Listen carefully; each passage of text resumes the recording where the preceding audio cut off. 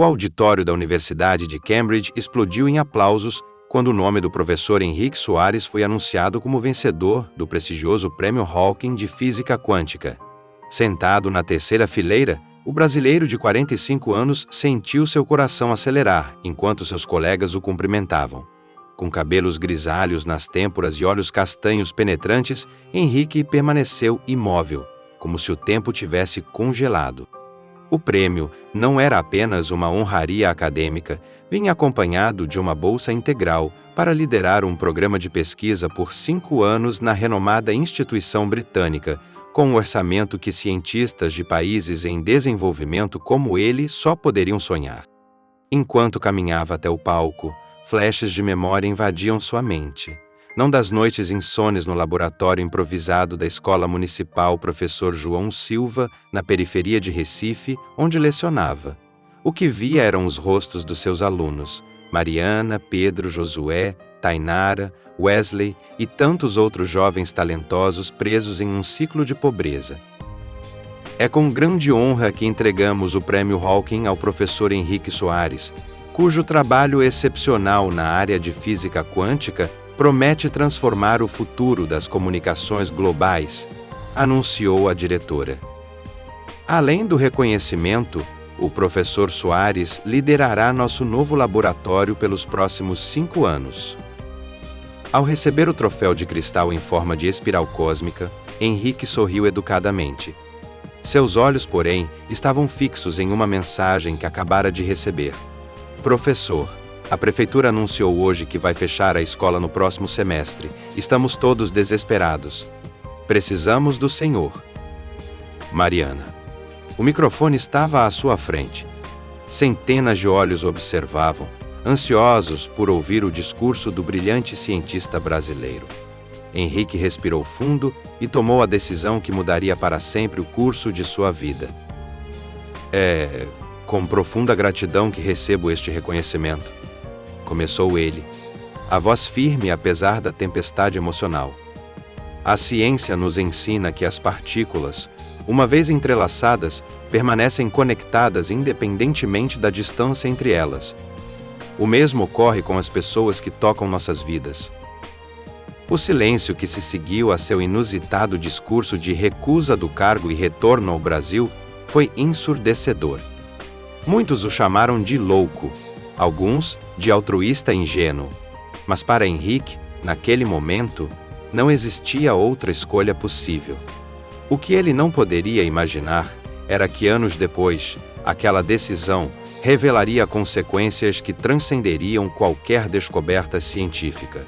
Os alunos por quem abriu mão de fama e reconhecimento haviam se unido silenciosamente para mudar não apenas suas próprias vidas, mas também. O táxi contornou a última esquina e a Escola Municipal Professor João Silva surgiu à frente. Henrique pagou a corrida e contemplou o edifício desgastado, com suas paredes descascadas e o portão enferrujado. 3 semanas haviam se passado desde a cerimônia em Cambridge. Professor Henrique! A voz entusiasmada de Mariana, uma garota de 17 anos com cabelos cacheados, interrompeu seus pensamentos. O senhor realmente voltou. Eu disse que voltaria, não disse? Henrique sorriu, abraçando a jovem que havia descoberto um talento natural para a matemática sob sua orientação. Mas ninguém acreditou que o senhor largaria aquele prêmio imenso para voltar para isso. Wesley, um rapaz alto que sonhava em se tornar engenheiro, aproximou-se com uma expressão séria. Professor, a situação piorou. A prefeitura manteve a decisão de fechar a escola no final do semestre. Dizem que não há orçamento para manter escolas com menos de 200 alunos. Henrique assentiu, absorvendo a informação. Vamos resolver isso um passo de cada vez. Primeiro, quero ver como está o nosso laboratório improvisado. O laboratório era uma antiga sala de depósito que Henrique havia transformado em espaço de experimentos com materiais doados. Ao abrir a porta, encontrou o local praticamente intacto, com os microscópios antigos sobre a bancada improvisada. Pedro, um garoto franzino com óculos maiores que seu rosto, apareceu. Mantivemos tudo como o senhor deixou, professor. Até criamos uma escala de limpeza. Conseguimos algo mais, acrescentou Tainara. Uma menina de 16 anos que vivia com a avó. Mostramos ao seu substituto tudo o que o senhor nos ensinou sobre ondas eletromagnéticas, e ele nos deu acesso à internet da sala dos professores para continuarmos pesquisando. Henrique sorriu, emocionado com a dedicação dos alunos, mas seu sorriso esmoreceu quando notou o envelope oficial sobre sua mesa. A diretora Conceição havia deixado ali sua nova designação apenas 12 aulas semanais, metade da sua carga horária anterior. O orçamento para o laboratório havia sido cortado completamente. Naquela noite, em seu pequeno apartamento, Henrique olhou para o troféu do Prêmio Hawking que trouxera consigo. Ao lado dele, espalhou os últimos trabalhos de seus alunos sobre a mesa da cozinha. O contraste era gritante. De um lado, o reconhecimento internacional, do outro, redações e exercícios feitos em cadernos doados, alguns até em folhas de rascunho reaproveitadas. Seu celular tocou, interrompendo seus pensamentos. Era um número desconhecido com código internacional. Professor Soares, aqui é Eliza Chen, da Fundação Global para Educação em Ciências. Estamos acompanhando sua história e gostaríamos de conversar sobre uma possível parceria. A chuva caía implacável sobre os telhados de zinco do bairro Esperança. Na sala dos fundos da mercearia do Sr. Josué, pai de um dos alunos de Henrique, 13 jovens se apertavam em um círculo improvisado de cadeiras. Todos entenderam o plano, certo? Mariana estava de pé, apontando para um papel craft, onde haviam desenhado um diagrama. Se queremos salvar a escola e ajudar o professor Henrique, precisamos de organização e compromisso. Wesley assentiu. Divide as equipes conforme as habilidades de cada um. Tainara, Pedro e eu ficamos responsáveis pela parte digital. Josué e Ricardo cuidam da logística local. Carla, Denise e Felipe da comunicação.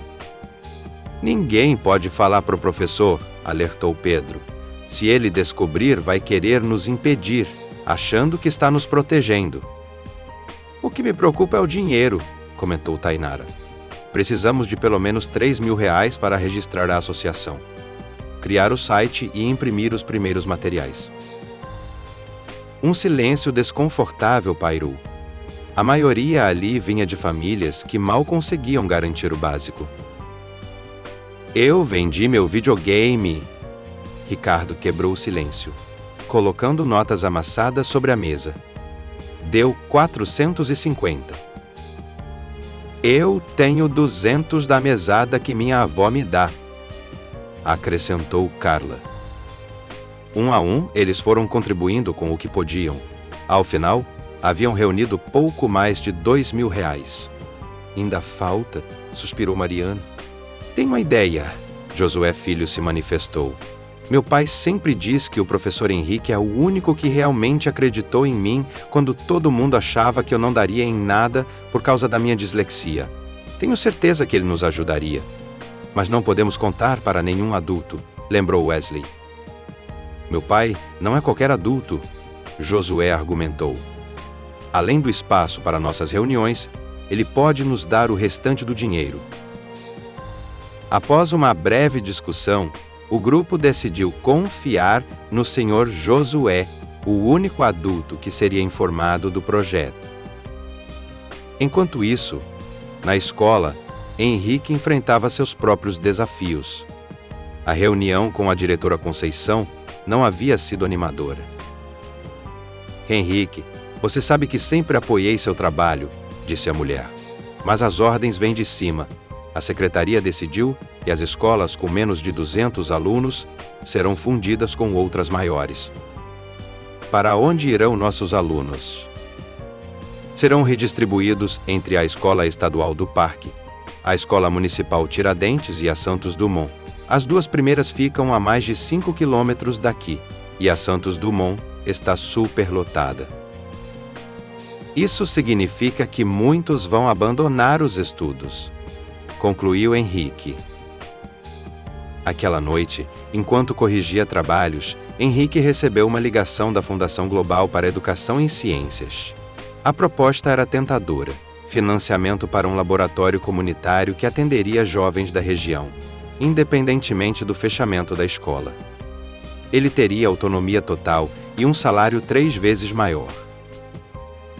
Precisamos da sua resposta em 1 semana, professor Soares, informou Eliza Chan. Depois de desligar, Henrique permaneceu imóvel, pensativo. A proposta resolveria muitos problemas, mas não o principal: a continuidade dos estudos regulares de seus alunos. Seu celular vibrou com uma mensagem de Mariana. Professor, conseguimos uma reunião com o secretário de Educação na próxima quinta-feira. Organizamos um abaixo-assinado online e conseguimos quase 2.000 assinaturas em um dia. O senhor precisa estar lá para apresentar nosso caso. Henrique sorriu, surpreso e orgulhoso da iniciativa da aluna. Ainda havia esperança. O que ele não imaginava é que aquela reunião era apenas a ponta visível de um iceberg muito maior que seus alunos estavam construindo silenciosamente. O gabinete do secretário municipal de Educação, Carlos Mendonça, estava localizado no 5º andar de um edifício modernista no centro da cidade. Henrique esperava no saguão junto com Mariana, Wesley e Pedro, todos vestindo o uniforme da escola. Como vocês conseguiram essa reunião mesmo? Perguntou Henrique pela 3ª vez, ainda incrédulo. Já disse, professor. Fizemos um abaixo-assinado online que viralizou, respondeu Mariana com naturalidade estudada. E talvez tenhamos mencionado que o Channel 4 da Inglaterra estava interessado em fazer uma matéria sobre o famoso professor que recusou Cambridge. Henrique arregalou os olhos. Vocês fizeram o quê? Wesley sorriu timidamente. Tecnicamente, não mentimos. Eu realmente mandei um e-mail para eles sugerindo a pauta. E eles responderam? Ainda não, mas o secretário não precisa saber disso. Henrique balançou a cabeça, dividido entre a reprovação pela pequena manipulação e o orgulho pela iniciativa dos jovens. Carlos Mendonça era um homem corpulento na casa dos 50 anos, com um sorriso político bem ensaiado. Levantou-se para cumprimentá-los com efusividade exagerada. Professor Soares, que honra recebê-lo. Sua decisão de retornar ao Brasil comoveu a todos nós. Durante a hora seguinte, Henrique e os alunos apresentaram argumentos contra o fechamento da escola, estatísticas de evasão escolar no bairro, histórias de sucesso de ex-alunos que hoje cursavam universidades e até mesmo um estudo de impacto econômico na comunidade local. O secretário ouviu tudo com expressão neutra. Quando terminaram, ele suspirou profundamente. Vocês prepararam uma apresentação impressionante, mas a realidade é que o orçamento municipal para a educação sofreu cortes. Não há recursos para manter escolas com poucos alunos. 5 quilômetros que muitos não têm condições de percorrer diariamente, argumentou Wesley. Sem falar que essas escolas já estão superlotadas. E mesmo se chegarem lá, acrescentou Pedro, não terão o programa de ciências que o professor Henrique desenvolve, que já formou 6 medalhistas em Olimpíadas Nacionais. O secretário balançou a cabeça, encerrando a discussão. Sinto muito, mas a decisão já foi tomada pelo Conselho Municipal. Um silêncio pesado caiu sobre a sala. Foi Mariana quem o quebrou, com uma voz surpreendentemente calma. Secretário Mendonça, antes de nos dispensar, gostaria que visse algo. Ela abriu seu tablet e mostrou um vídeo. Este é um depoimento gravado ontem com todos os 173 alunos da escola. Na tela, dezenas de jovens apareciam em sequência, cada um falando por poucos segundos sobre o que a escola e o professor Henrique significavam em suas vidas. Histórias de superação, sonhos alimentados, vocações descobertas. O mais impactante, ao final, cada um dizia onde estaria se a escola não existisse. Quando o vídeo terminou, os olhos do secretário estavam marejados. Muito tocante, disse Mendonça, recompondo-se. Mas a realidade orçamentária... Quanto? Interrompeu Mariana. Como assim? Quanto a prefeitura economizaria fechando nossa escola? Qual o valor exato? O secretário consultou alguns papéis. Aproximadamente R$280 mil por ano. Mariana olhou para Wesley e Pedro, que assentiram discretamente. Se conseguíssemos essa diferença, perguntou ela, surpreendendo tanto o secretário quanto o Henrique. Parcerias, doações, projetos. Se garantirmos que a escola não pesará no orçamento municipal, o senhor reconsideraria o fechamento? O secretário riu incrédulo. Isso é impossível. Vocês são adolescentes, não empresários. Impossível é uma palavra que o professor Henrique nos ensinou a nunca usar, respondeu Mariana com determinação. O senhor não respondeu. Reconsideraria ou não? Relutante, o secretário apertou a mão de Mariana. Combinado. 2 meses, nem um dia mais. Ao saírem do prédio, Henrique parou os 3 alunos. O que acabou de acontecer lá dentro? De onde veio essa ideia, Mariana? Você tem noção do que prometeu? R$280 mil por ano. Os 3 trocaram olhares conspiratórios antes de Wesley responder. Professor, confia na gente. Temos um plano maior do que o senhor imagina. Que plano seria esse? Um plano que começou no dia em que o senhor recusou Cambridge por nossa causa, respondeu Pedro. Mas ainda não podemos contar todos os detalhes. Naquela noite, em mais uma reunião secreta na mercearia do Sr. Josué, o grupo havia crescido. Agora eram 20 alunos, todos trabalhando em diferentes frentes da Operação Salvamento. Alguns criavam conteúdo para redes sociais, outros pesquisavam leis de incentivo e editais, alguns desenvolviam um website e um pequeno grupo liderado por Tainara analisava planilhas de custos. Campanha de crowdfunding está pronta para ser lançada. O documentário sobre a escola está em fase final de edição. As cartas para empresários locais serão enviadas na segunda-feira. Lembrem-se, alertou Mariana, ninguém conta nada ao professor até que tenhamos resultados concretos. Enquanto isso, em seu apartamento, Henrique recebia outra ligação de Eliza Chen, da Fundação Global para a Educação e Ciências. Professor Soares, precisamos da sua resposta. A proposta do laboratório comunitário ainda está de pé. Henrique pensou nos acontecimentos daquele dia, na determinação de seus alunos, na promessa ousada que haviam feito ao secretário. Posso ter mais 2 semanas para decidir? Estamos em um momento crucial para o futuro da escola. Na sala de aula improvisada, Henrique explicava o princípio da incerteza de Heisenberg para uma turma incomumente silenciosa. Normalmente, a aula seria interrompida por perguntas perspicazes, especialmente de Mariana e Wesley, mas hoje eles apenas tomavam notas diligentemente. Então, como podemos aplicar esse princípio na prática? Perguntou Henrique. Depois de um silêncio constrangedor, Pedro levantou a mão timidamente. É como aquela história que o senhor contou sobre as decisões que tomamos, não é? Quanto mais certeza temos do caminho, menos conseguimos prever as consequências.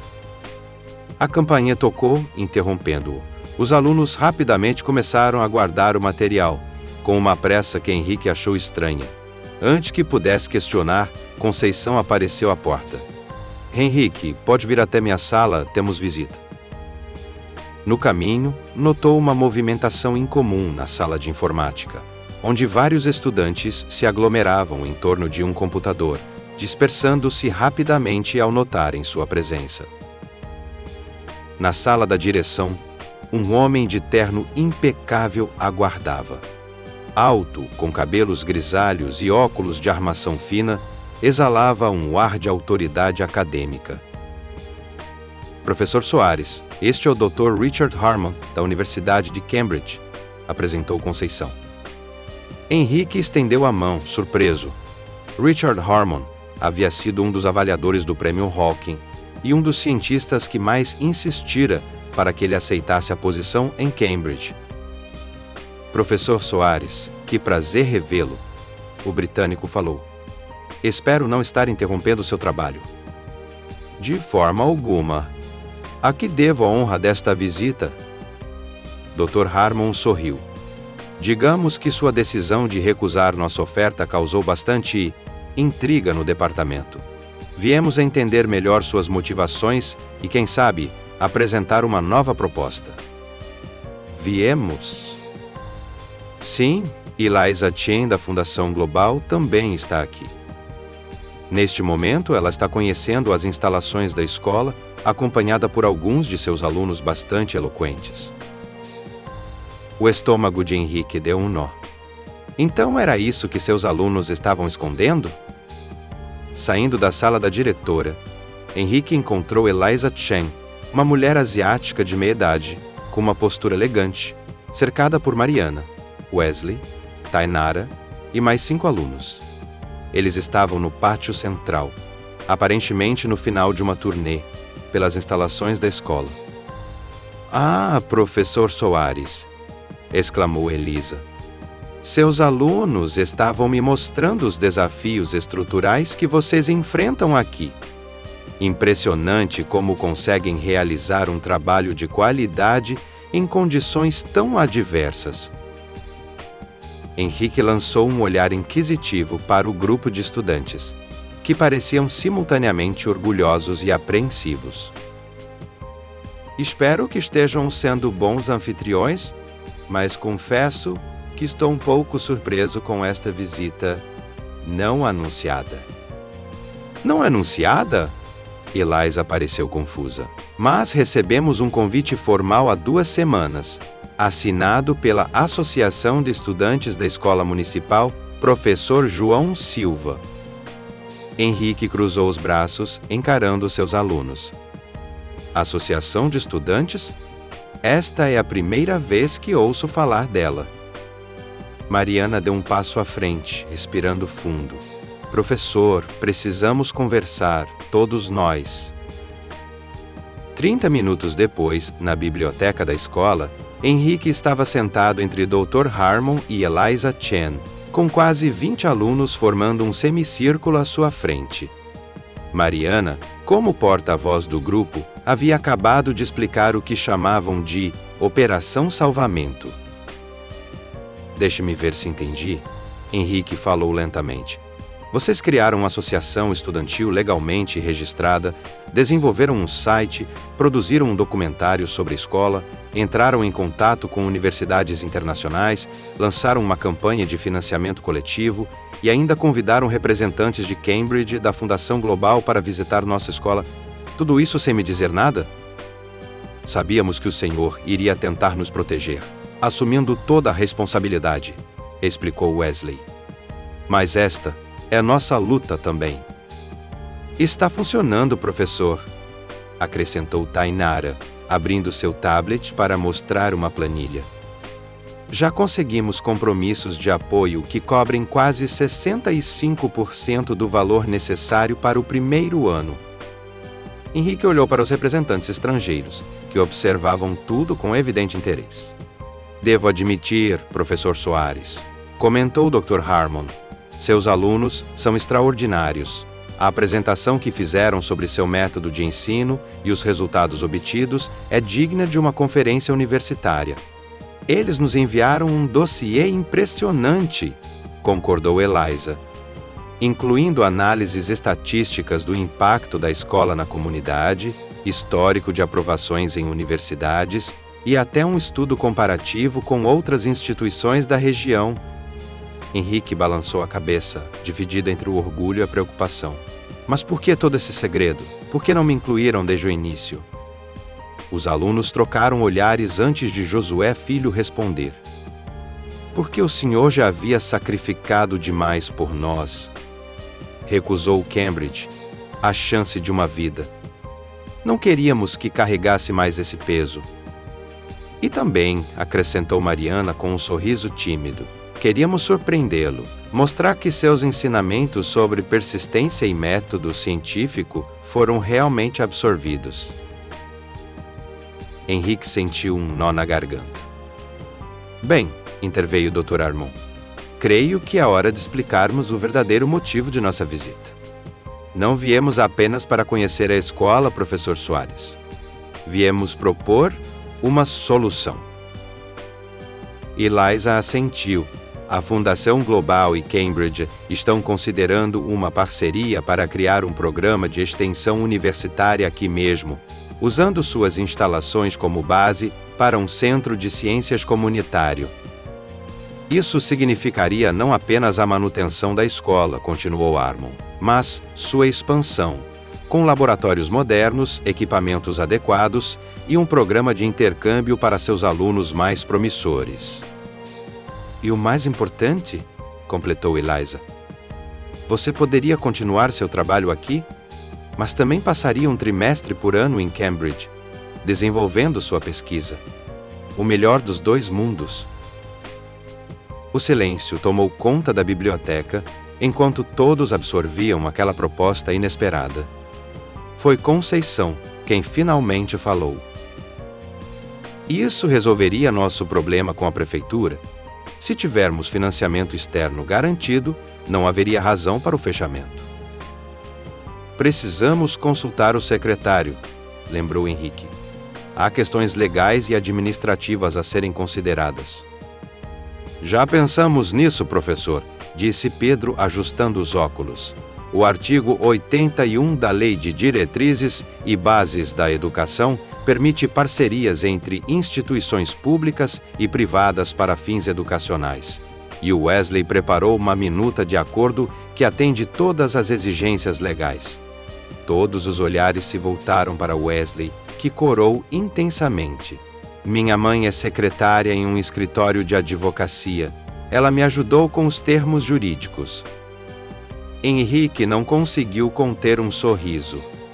A determinação e a capacidade de organização daqueles jovens eram verdadeiramente impressionantes. No entanto, um pensamento atravessou sua mente.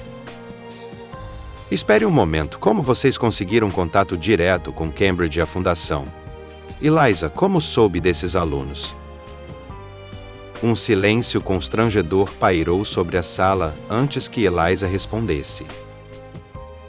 Através do seu artigo na Science Weekly, é claro. Aquela entrevista onde você falava sobre seu trabalho aqui. Henrique franziu o senho. Mas eu nunca dei entrevista à Science Weekly. Os olhos de todos se voltaram para Tainara, que mexia nervosamente em seu tablet. Tainara? Henrique usou seu tom de professor à espera de uma explicação. Foi ideia minha, confessou ela finalmente. Sabíamos que precisávamos de atenção internacional para salvar a escola. Então, eu escrevi um artigo usando seu nome. O Pedro criou um e-mail falso que parecia vir da sua conta universitária e enviamos para várias publicações científicas. O choque estampou-se no rosto de Henrique. Vocês falsificaram um artigo acadêmico em meu nome? Não falsificamos conteúdo científico, defendeu-se Pedro rapidamente. Usamos apenas informações verdadeiras sobre sua pesquisa e escola, baseadas nos seus próprios artigos publicados. Só adaptamos o formato para uma entrevista. Funcionou, acrescentou Wesley. 3 publicações diferentes entraram em contato querendo saber mais. Henrique passou a mão pelo rosto, sentindo-se simultaneamente impressionado e horrorizado. É por isso, continuou Eliza, que queremos propor uma expansão significativa do projeto, não apenas na sua escola, mas em uma rede de instituições similares em diferentes regiões do Brasil. Era uma oferta extraordinária. A chance de impactar não apenas uma escola ou uma comunidade, mas potencialmente milhares de jovens em situações semelhantes à dos seus alunos originais. Os dias que se seguiram à visita de Dr. Hammond e Eliza Cheney foram de intensa atividade na escola municipal Professor João Silva. A notícia sobre a possível parceria com Cambridge e a Fundação Global se espalhou rapidamente, não apenas entre os alunos e suas famílias, mas por toda a comunidade do bairro Esperança.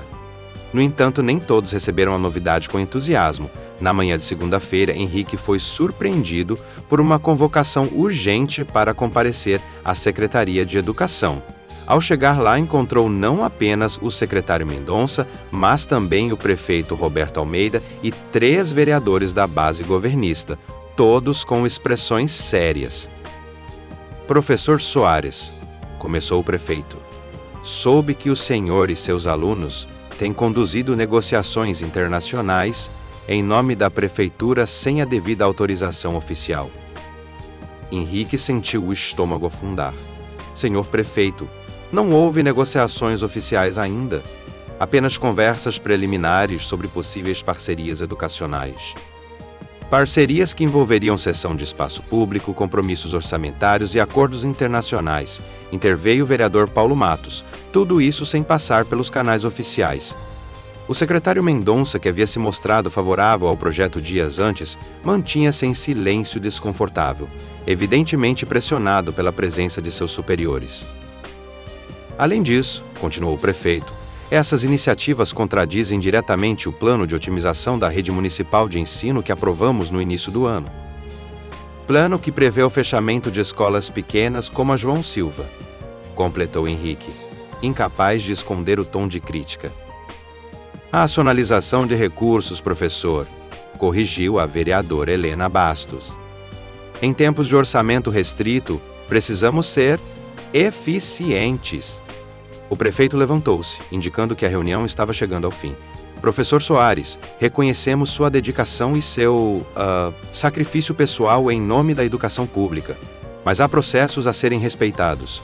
Sua escola será fechada conforme o planejamento original e os alunos redistribuídos. Quanto a essas conversas com instituições estrangeiras, elas devem ser interrompidas imediatamente. Ao sair da secretaria, Henrique sentia o peso da derrota. Como explicaria aos alunos que todo o seu esforço havia sido em vão? Que a decisão já estava tomada, independentemente do que conseguissem provar ou conquistar? Era quase meio-dia quando chegou à escola.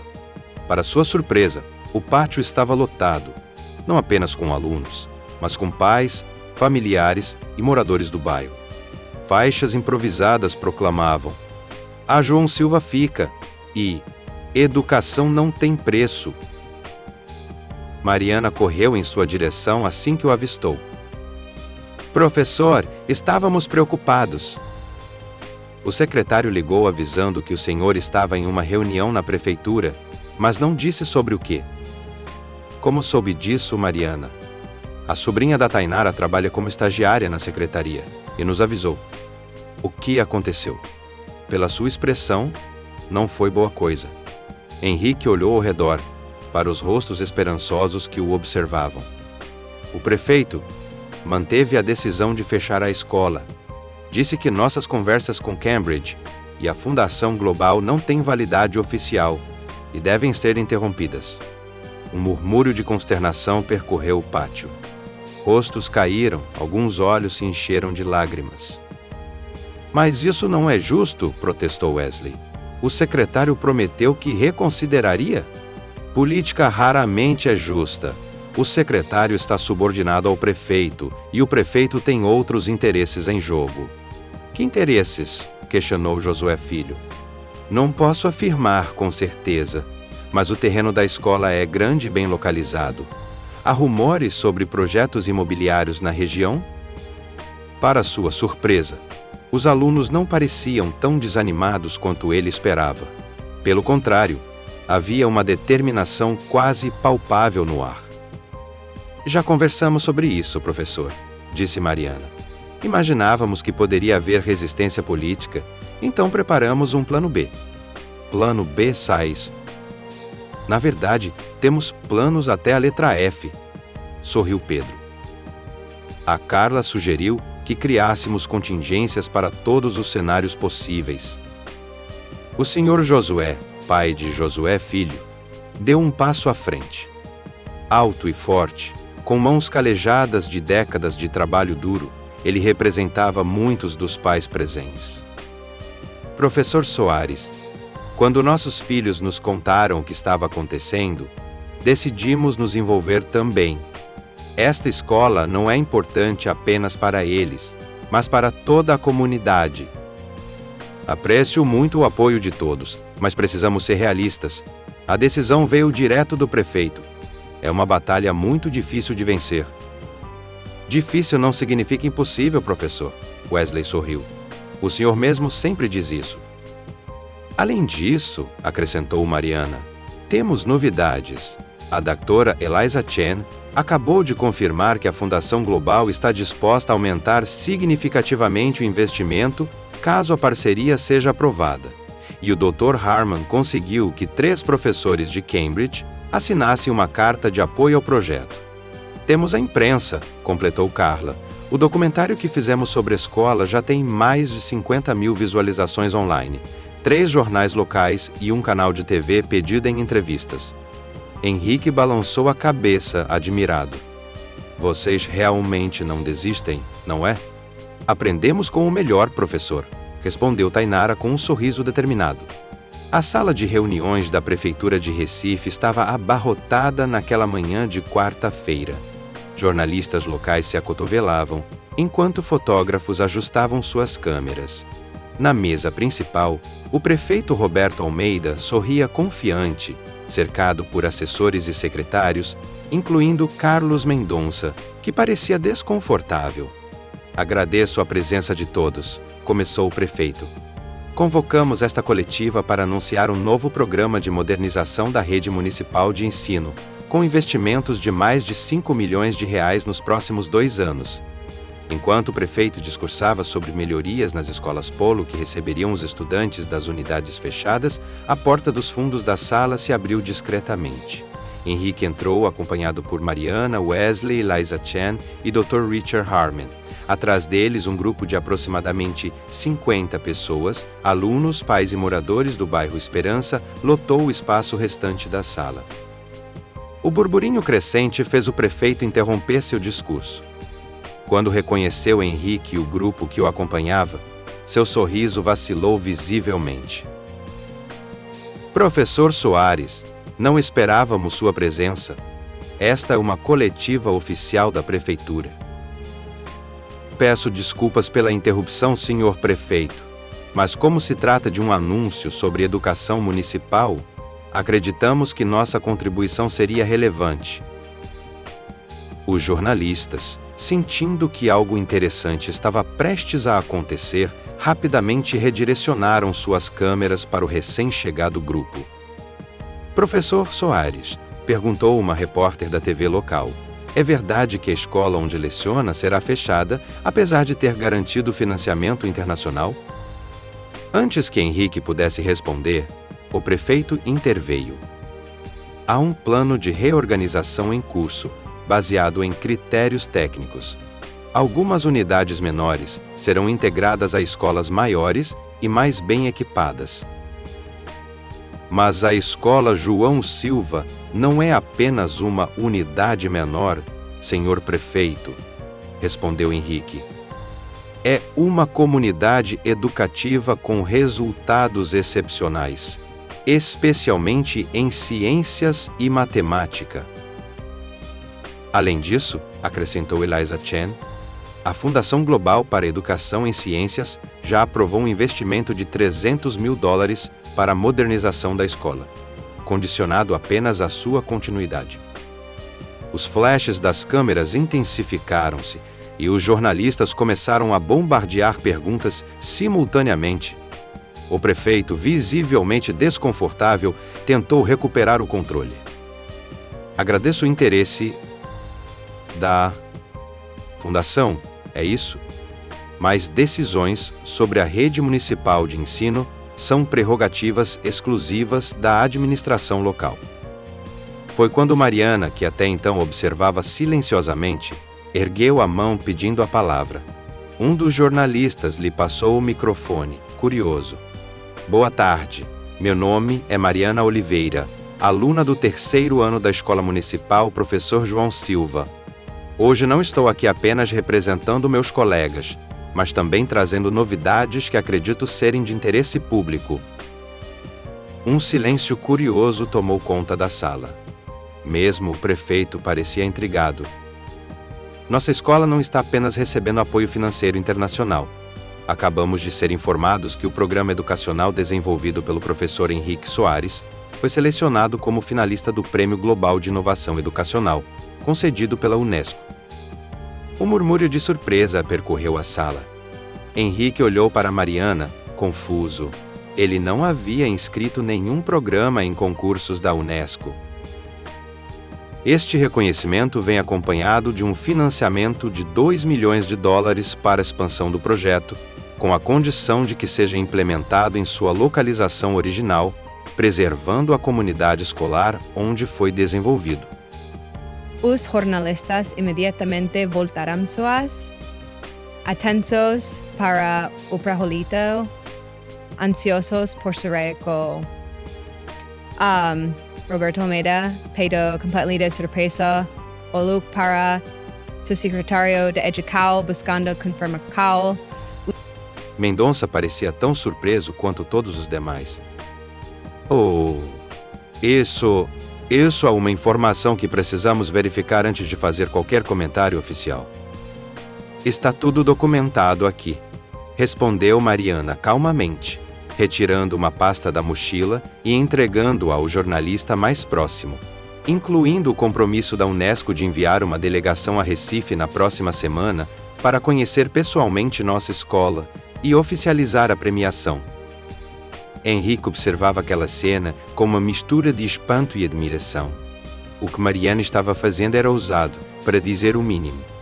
Se fosse uma invenção, logo seria descoberta, criando uma situação ainda mais difícil para todos eles. Foi Dr. Harmon quem interveio. Se me permitem acrescentar, a Universidade de Cambridge também está comprometida com este projeto, não apenas pela excelência acadêmica demonstrada pelo professor Soares, mas pelo impressionante programa de inclusão científica que ele desenvolveu com recursos mínimos. Fechar a escola agora seria, com todo respeito à autonomia administrativa local, um erro de proporções internacionais. O prefeito, percebendo que a situação estava completamente fora de seu controle, tentou uma saída diplomática. Dada a relevância dessas novas informações, proponho adiarmos qualquer decisão final sobre a escola João Silva até que possamos avaliar adequadamente estas oportunidades de parceria internacional. Foi o máximo que conseguiram naquele dia, um adiamento, não uma vitória definitiva. Mas ao saírem da prefeitura, Henrique sentia que a balança finalmente começava a pender para o lado deles. Unesco? Sério, Mariana? Perguntou ele em voz baixa. Isso é verdade ou foi mais uma adaptação criativa da realidade? A jovem sorriu enigmaticamente. Digamos que é uma possibilidade em desenvolvimento, professor. Wesley realmente inscreveu seu método de ensino no programa da Unesco há 3 meses. A parte sobre sermos finalistas e a delegação na próxima semana foi um incentivo para acelerar o processo de avaliação. Henrique balançou a cabeça, dividido entre a preocupação e a admiração pela coragem e criatividade de seus alunos. Aí se descobrirem que é uma informação falsa. É por isso que precisamos fazer com que se torne verdade nos próximos dias, respondeu Wesley. Já contatamos 3 pessoas na Unesco através das redes profissionais do Dr. Harmon. Com a repercussão da coletiva de hoje, teremos a atenção que precisamos para apresentar nosso caso diretamente a eles. Vocês estão jogando um jogo perigoso. Aprendemos com o melhor, sorriu Mariana. Não foi o senhor que nos ensinou sobre Stradinger. Neste momento, somos tanto vencedores quanto perdedores do prêmio da Unesco. A realidade só será definida quando a observação for feita. Na manhã seguinte, a manchete do principal jornal de Recife estampava: Escola condenada ao fechamento é finalista de prêmio internacional da Unesco. As redes sociais explodiam com a notícia. No final daquela tarde, quando retornava para casa após um dia exaustivo de aulas e entrevistas, Henrique recebeu uma ligação que mudaria completamente o rumo dos acontecimentos. Era um número internacional desconhecido.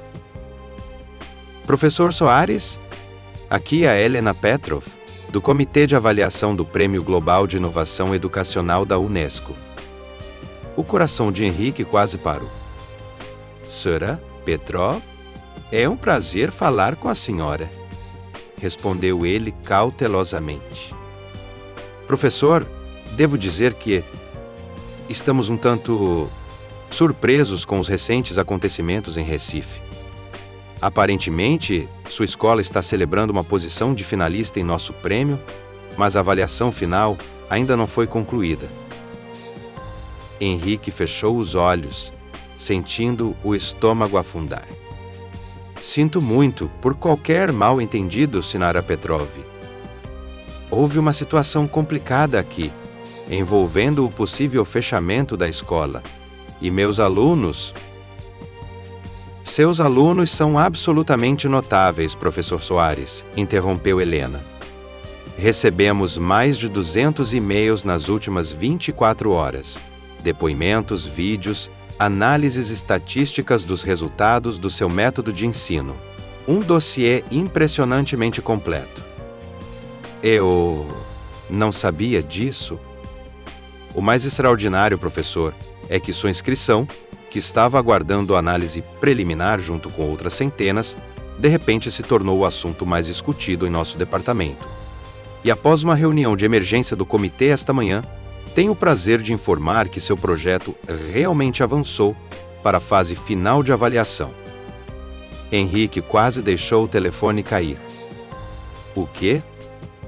Em outras palavras, professor Soares, seja lá o que seus alunos anunciaram prematuramente, agora é verdade. Vocês são oficialmente finalistas do Prêmio Global de Inovação Educacional. E sim, enviaremos uma delegação na próxima semana para conhecer seu trabalho pessoalmente. A profecia autocumprida de Mariana se realizara. Os 3 anos que se seguiram à premiação da Unesco foram de intensa transformação para a Escola Municipal Professor João Silva. O que antes era uma pequena instituição ameaçada de fechamento, tornou-se um centro de referência em educação científica, atraindo visitantes de todo o Brasil e até do exterior. O prédio foi completamente reformado. O antigo laboratório improvisado por Henrique deu lugar a 3 modernos espaços equipados com tecnologia de ponta. A biblioteca foi ampliada e digitalizada. Novas salas de aula foram construídas, permitindo que a escola dobrasse seu número de alunos.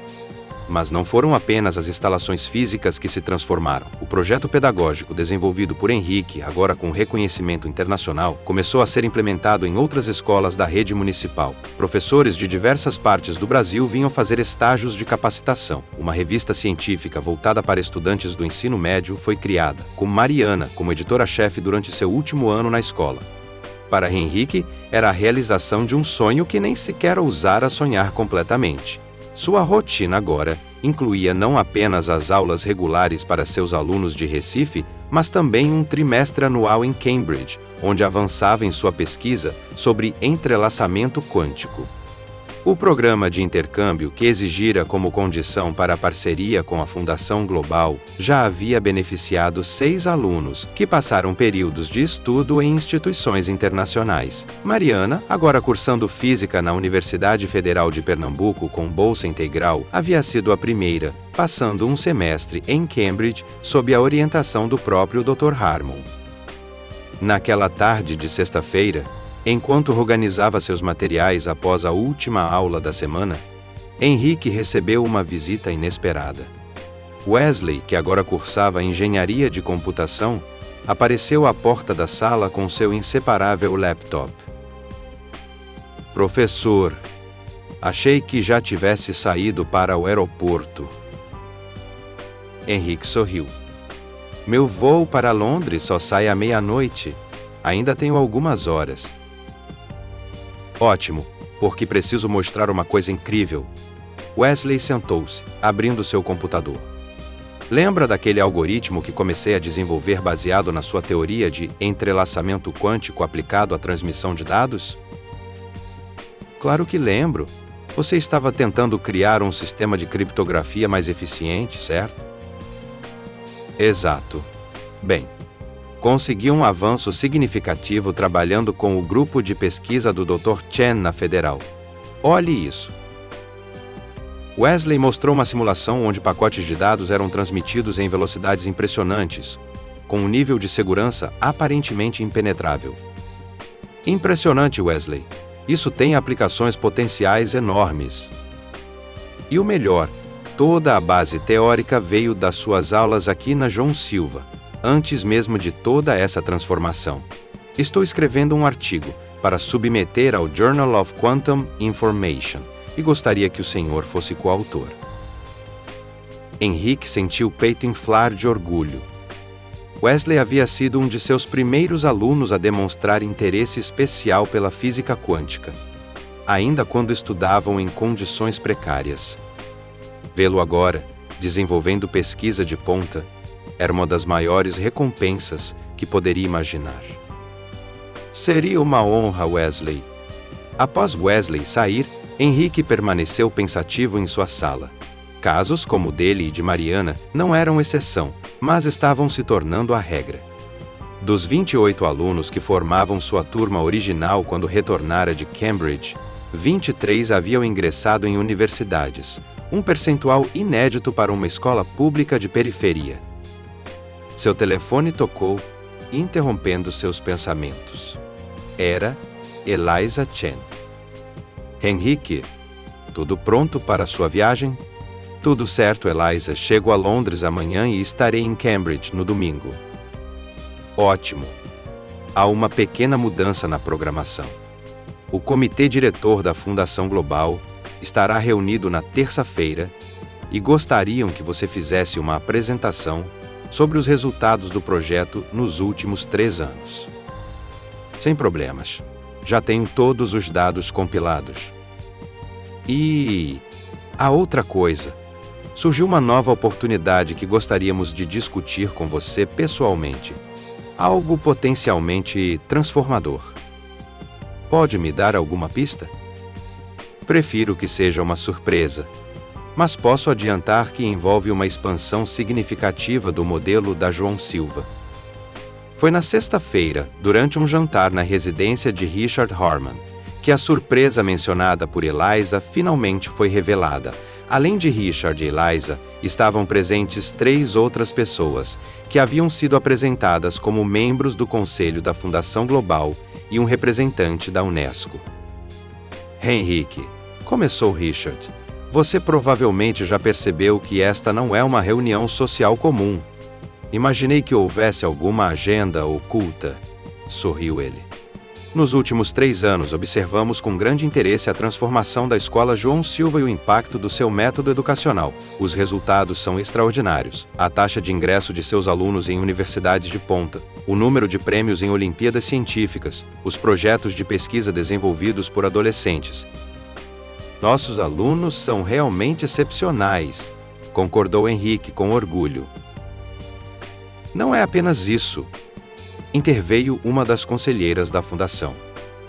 É a combinação de excelência acadêmica com consciência social. O modo como seu modelo educacional não apenas forma cientistas brilhantes, mas cidadãos engajados.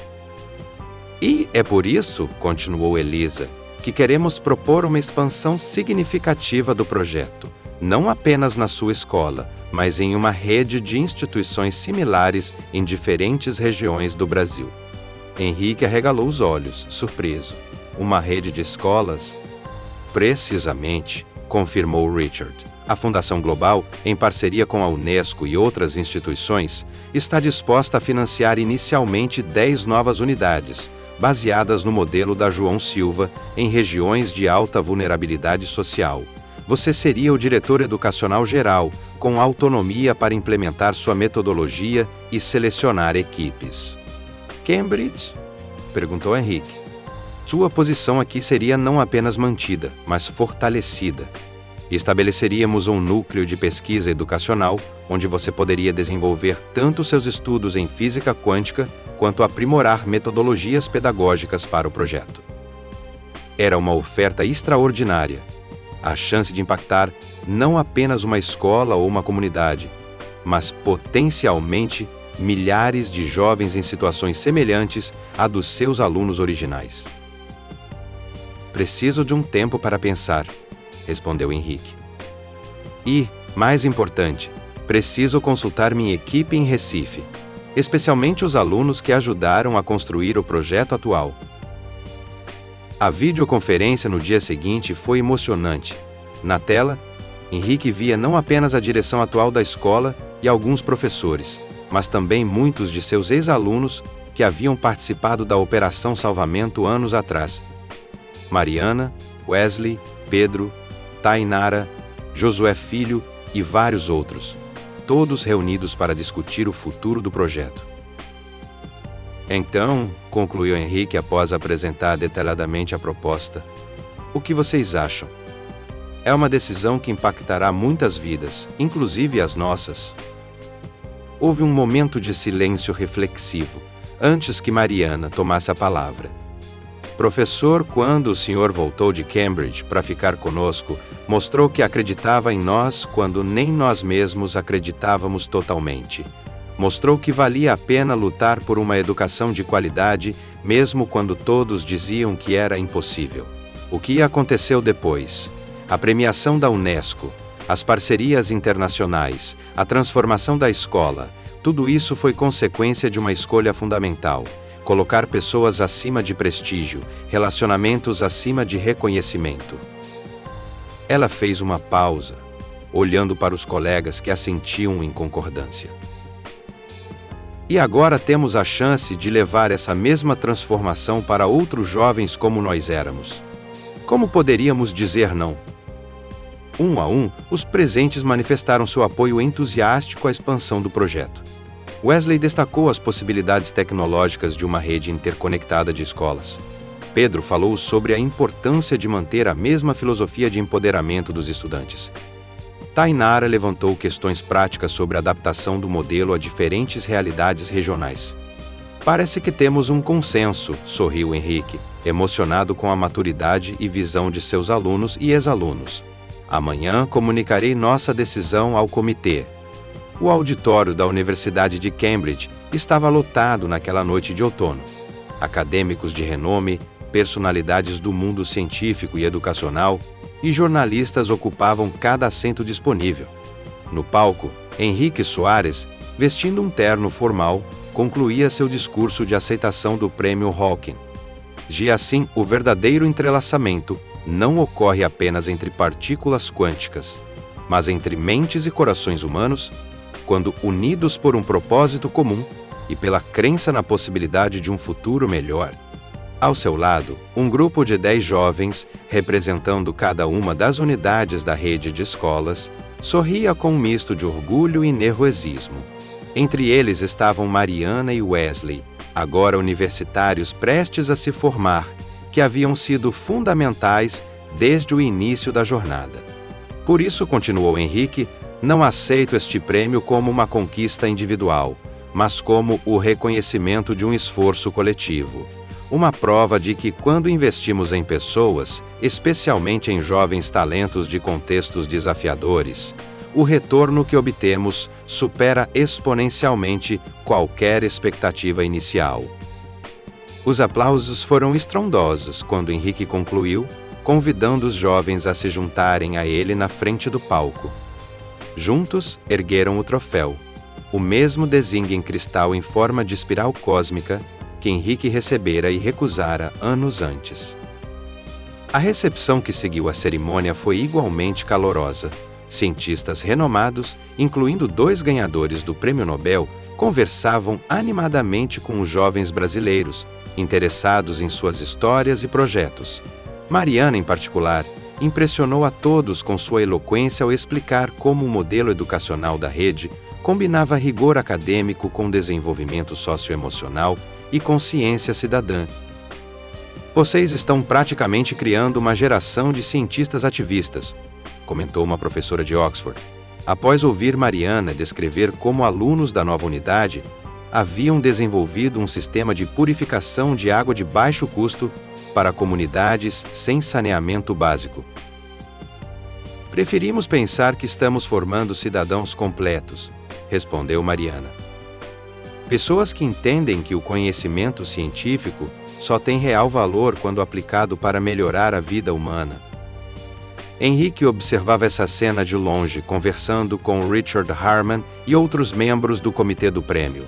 Seu peito inflava de orgulho ao ver como seus alunos haviam se desenvolvido não apenas academicamente, mas como seres humanos articulados, confiantes e propositivos. Seu projeto é verdadeiramente notável, Henrique, comentou uma das avaliadoras. Mas confesso que tenho uma preocupação. Com uma expansão tão rápida, como garantir que a qualidade e a filosofia originais se mantenham em todas as unidades? É um desafio constante, admitiu ele. Por isso desenvolvemos um programa intensivo de formação para todos os novos professores e gestores, e mantemos um sistema de mentoria contínua. Além disso, incentivamos que cada unidade adapte o modelo à sua realidade local, preservando os princípios fundamentais, mas respeitando as particularidades de cada comunidade. Quanto à sustentabilidade financeira a longo prazo? Perguntou outro avaliador. O apoio da Fundação Global e de outras instituições internacionais é crucial agora, mas não pode ser eterno. Excelente ponto, concordou Henrique. Estamos trabalhando em 3 frentes: parcerias com governos locais que gradualmente assumem maior participação no financiamento, desenvolvimento de projetos de geração de renda dentro das próprias escolas e a criação de um fundo de endowment com doações de ex-alunos e apoiadores. A conversa continuou por horas. Quando finalmente retornaram ao hotel, Wesley aproximou-se de Henrique. Professor, há uma notícia que guardei para este momento especial. Meu filho, Henrique Júnior, acabou de ser aprovado para estudar física em Cambridge. Isso é... Henrique pausou, buscando palavras. Isso é o maior presente que poderia receber, Wesley. Bem, na verdade, ainda tem mais um presente. Sorriu Wesley enigmaticamente. Mas esse é coletivo. Mariana vai anunciar daqui a pouco. Durante o jantar, Mariana pediu a atenção de todos para um último anúncio. Professor Henrique, há 5 anos, quando o senhor decidiu apoiar a expansão do projeto, não tínhamos ideia de como retribuir. Hoje, temos algo a compartilhar.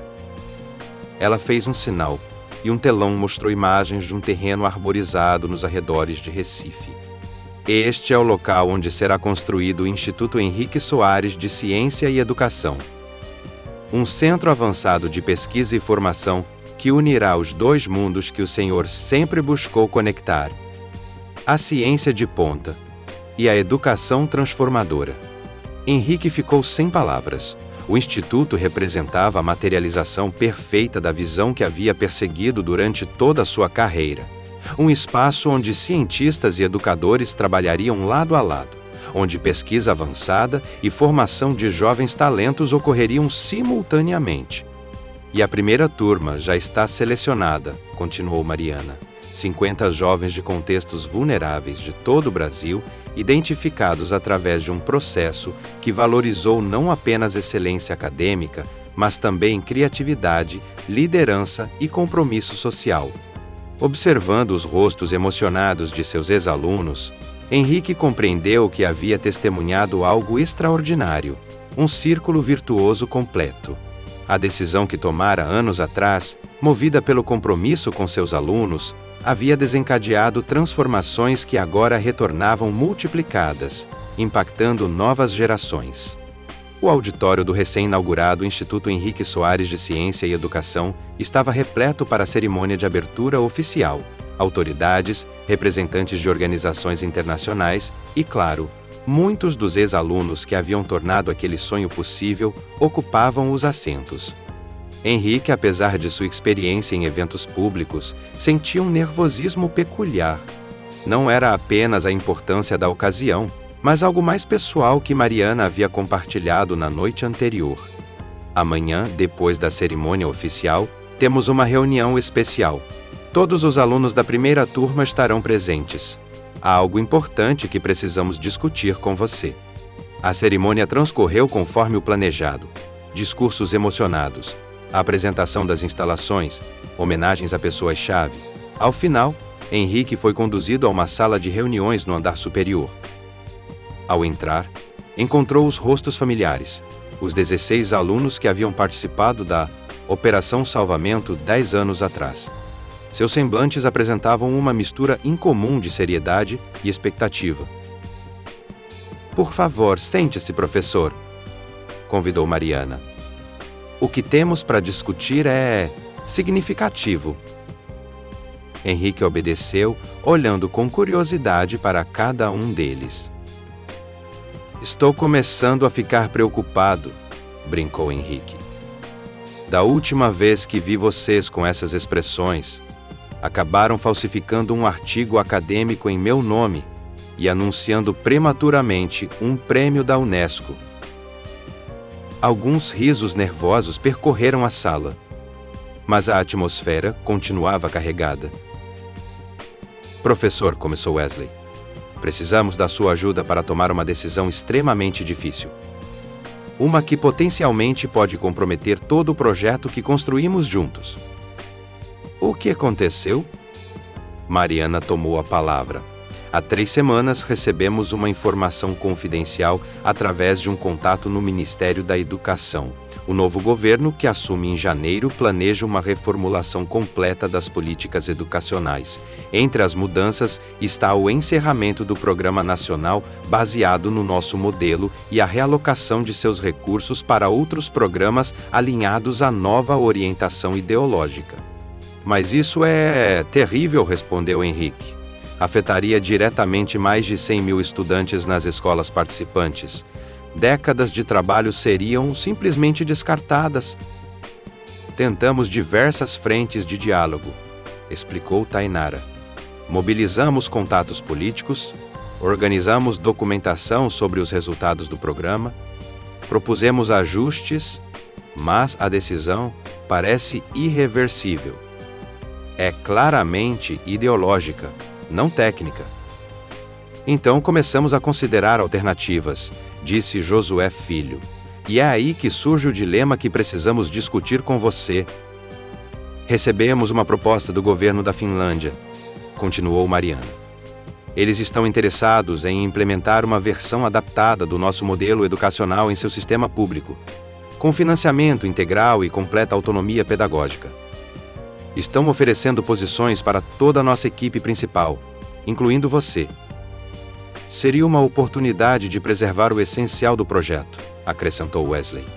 "Não perderíamos décadas de desenvolvimento metodológico e, em um país com estabilidade política e educacional, poderíamos continuar evoluindo sem as constantes ameaças que enfrentamos aqui." Henrique absorvia aquelas informações com crescente inquietação. A proposta finlandesa era uma tábua de salvação, a chance de continuar o trabalho em condições ideais. Mas significaria abandonar o Brasil justamente quando milhares de estudantes mais precisariam de apoio. "Quanto ao Instituto", perguntou ele, "também seria transferido para a Finlândia?"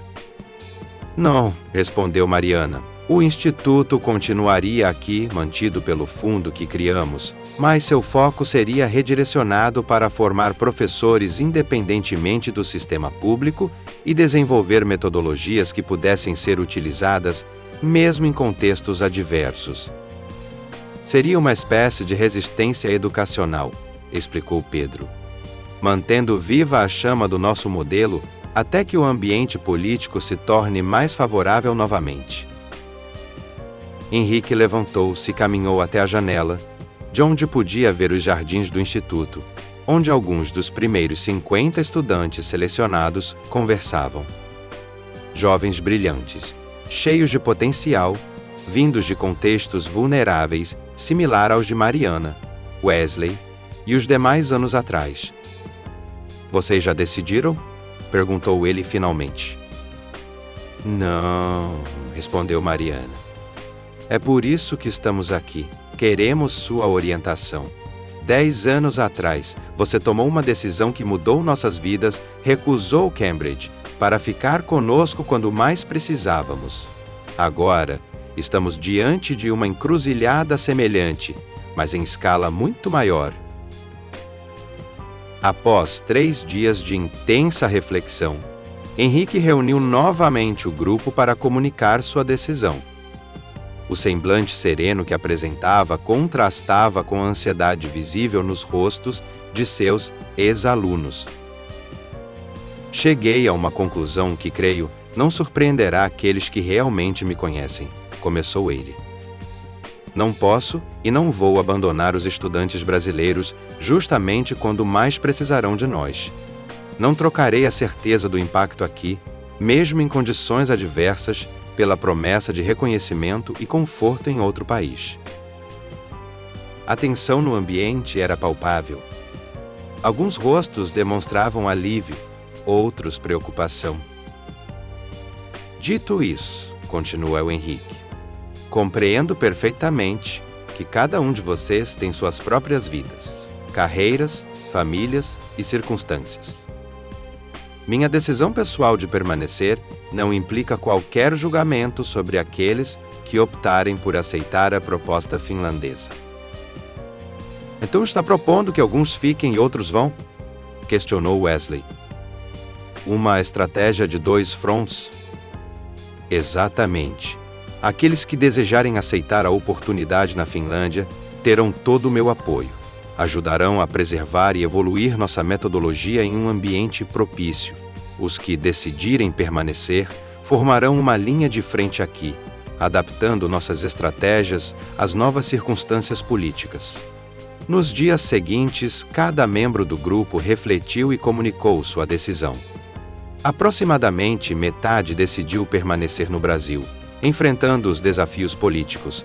A outra metade aceitou participar do projeto finlandês, com o compromisso de manter colaboração constante com os que ficavam. Henrique, como havia declarado, permaneceria. Junto com Mariana, Pedro e outros, formaria o núcleo de resistência educacional centrado no Instituto, preservando a essência do modelo pedagógico enquanto adaptava às novas circunstâncias políticas. Era como se o círculo iniciado 10 anos atrás, com sua recusa ao cargo em Cambridge, agora se completasse em um nível mais elevado e complexo. Os 2 anos que se seguiram à decisão sobre a proposta finlandesa foram extraordinariamente desafiadores para o grupo que permaneceu no Brasil.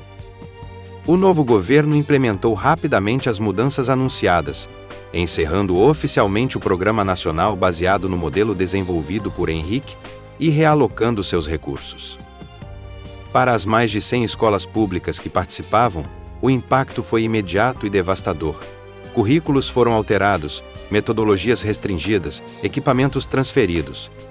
Muitos professores e gestores treinados na abordagem desenvolvida por Henrique foram relocados ou pressionados a adotar as novas diretrizes, significativamente mais conservadoras.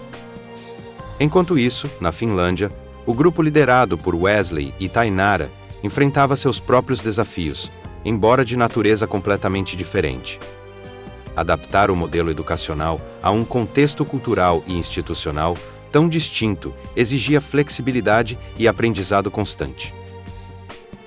Apesar da distância geográfica, os 2 grupos mantinham colaboração intensa, compartilhando aprendizados, desafios e soluções através de videoconferências semanais. Essa troca contínua enriquecia o modelo em ambos os contextos, demonstrando sua adaptabilidade a circunstâncias radicalmente diferentes. No Brasil, o Instituto Henrique Soares havia se tornado o epicentro da resistência educacional. Protegido por sua autonomia financeira graças ao fundo criado pelos ex-alunos, expandiu rapidamente suas atividades para mitigar os danos causados pelo encerramento do programa governamental. Precisamos repensar completamente nossa estratégia, explicou Henrique durante uma reunião. Não podemos mais contar com o apoio governamental ou com acesso direto às escolas públicas, mas isso não significa que devamos abandonar os estudantes e professores.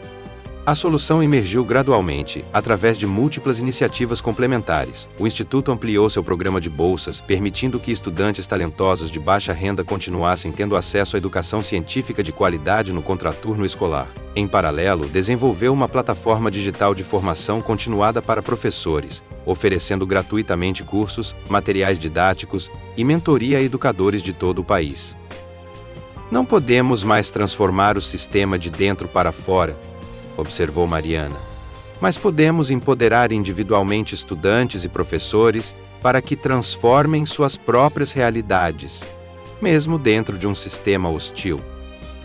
Ao completar 2 anos dessa extraordinária colaboração transcontinental, uma oportunidade inesperada surgiu. A Organização para a Cooperação e Desenvolvimento Econômico, OCDE, anunciou que dedicaria uma edição especial de seu influente relatório PISA a modelos educacionais inovadores que demonstravam resultados excepcionais em contextos diversos. Tanto o projeto finlandês quanto o trabalho do Instituto no Brasil foram selecionados para estudo aprofundado, colocando novamente o modelo educacional desenvolvido por Henrique e seus alunos no centro do debate internacional. A publicação do relatório teve impacto extraordinário. Com dados robustos, a OCDE não apenas confirmava a eficácia do modelo em ambientes tão diversos quanto Finlândia e Brasil, mas também o destacava como um dos mais promissores caminhos para a educação do século XXI. No Brasil, a repercussão foi inescapável. Mesmo veículos alinhados ao governo foram forçados a reconhecer o sucesso internacional de um modelo educacional que havia sido politicamente desmantelado no país. A opinião pública começou a questionar abertamente a decisão de encerrar o programa. É o início da virada, comentou Mariana, observando as manchetes dos jornais. A legitimação internacional está fazendo aqui dentro o que nenhum argumento nosso conseguiria, colocando pressão política real para reconsiderar a decisão. Nas semanas seguintes, diversos governadores estaduais, inclusive alguns alinhados ao governo federal, anunciaram parcerias com o Instituto para implementar versões adaptadas do modelo em suas redes de ensino, desafiando discretamente a orientação federal. O momento culminante ocorreu quando 3 importantes universidades federais declararam que dariam peso adicional em seus processos seletivos a estudantes vindos de escolas que adotassem metodologias alinhadas às recomendadas pelo relatório da OCDE, efetivamente validando e incentivando a retomada do modelo em escala nacional. A resistência silenciosa que Henrique, Mariana e Pedro haviam liderado finalmente começava a dar frutos visíveis. Como uma semente bem plantada, havia resistido à estiagem e agora começava a florescer novamente. Em meio a essa reviravolta, uma notícia pessoal trouxe ainda mais significado à jornada. Wesley anunciou que seu filho, Henrique Jr., havia sido aprovado no programa de doutorado em Física Quântica e Educação, uma colaboração entre o Instituto e a Universidade Federal. Ele continuaria a linha de pesquisa iniciada pelo professor Henrique, integrando princípios quânticos avançados a metodologias educacionais inovadoras.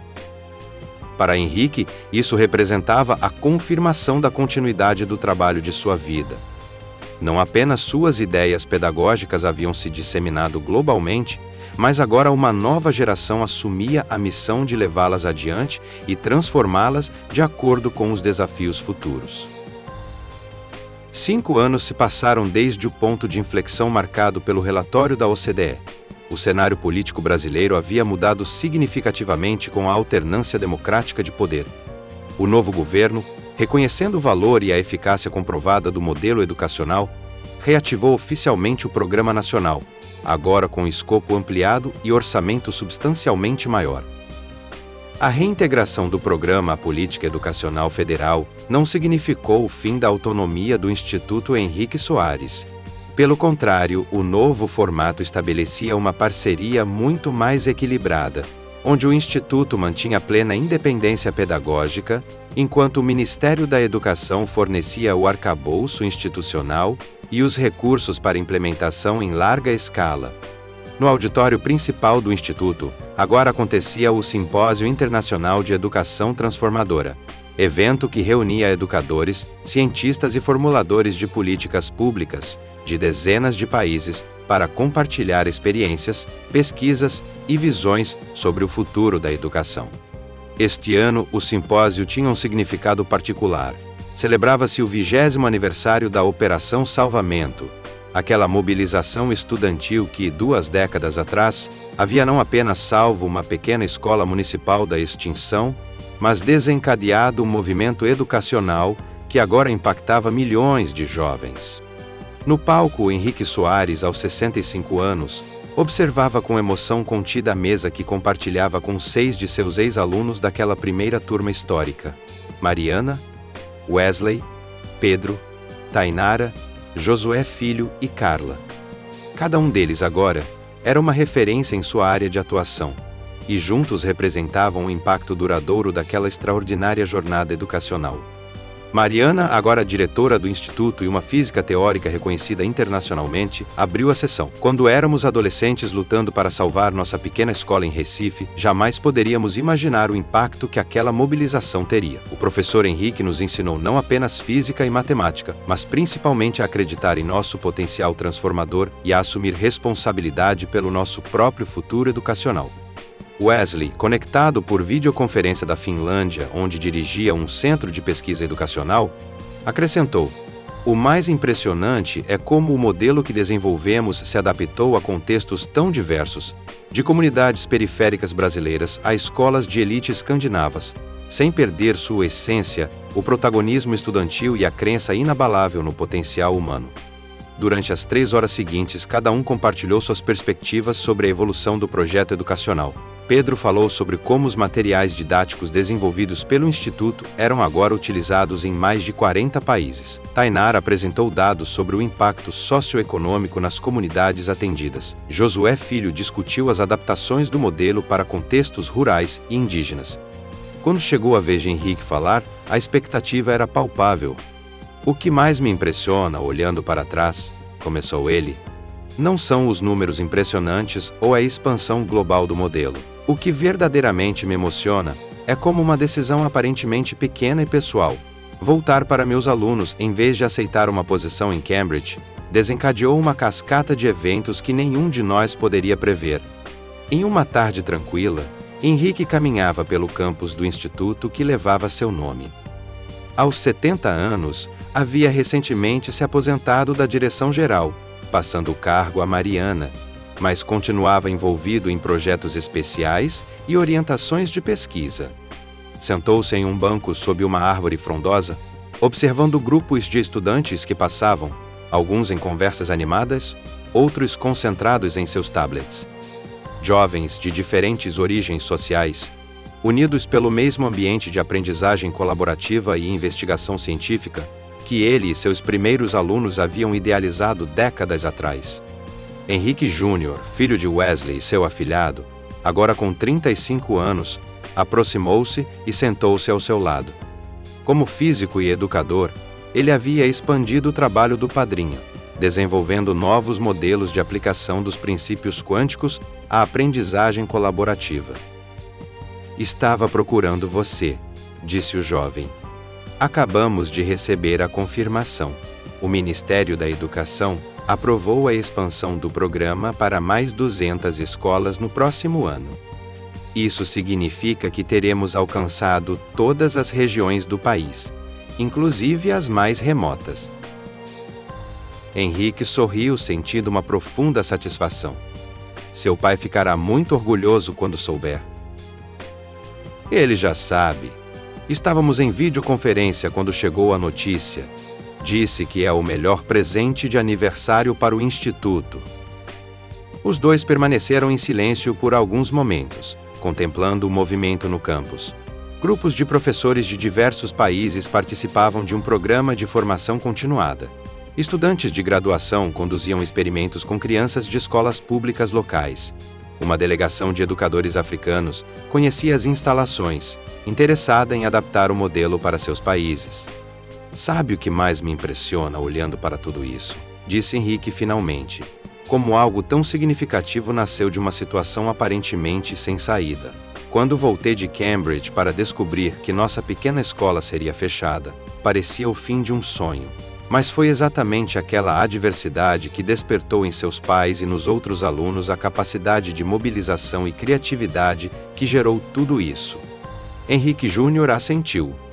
Meu pai sempre diz que aquela Operação Salvamento foi a experiência mais formativa de sua vida, que aprendeu mais naqueles meses lutando para salvar a escola do que em anos de educação formal. E é por isso que mantivemos o princípio do protagonismo estudantil como núcleo do modelo, mesmo quando expandimos para contextos tão diversos, refletiu Henrique. Porque descobrimos que quando os jovens são tratados como agentes de sua própria educação, e não como receptores passivos, o potencial de transformação é exponencialmente maior. Naquele momento, um grupo de crianças de aproximadamente 10 anos passou correndo, claramente empolgadas com algum experimento científico que haviam acabado de realizar. Seus olhos brilhavam com o prazer da descoberta, lembrado a Henrique seus primeiros alunos décadas atrás. 20 anos, murmurou ele.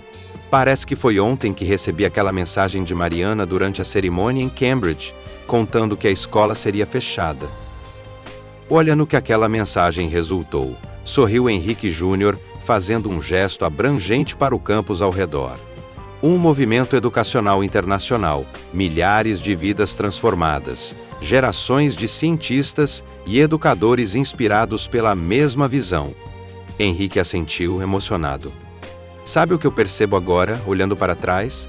Que aquela decisão que parecia um sacrifício, recusar Cambridge para ficar com meus alunos, foi na verdade o maior presente que a vida poderia me dar.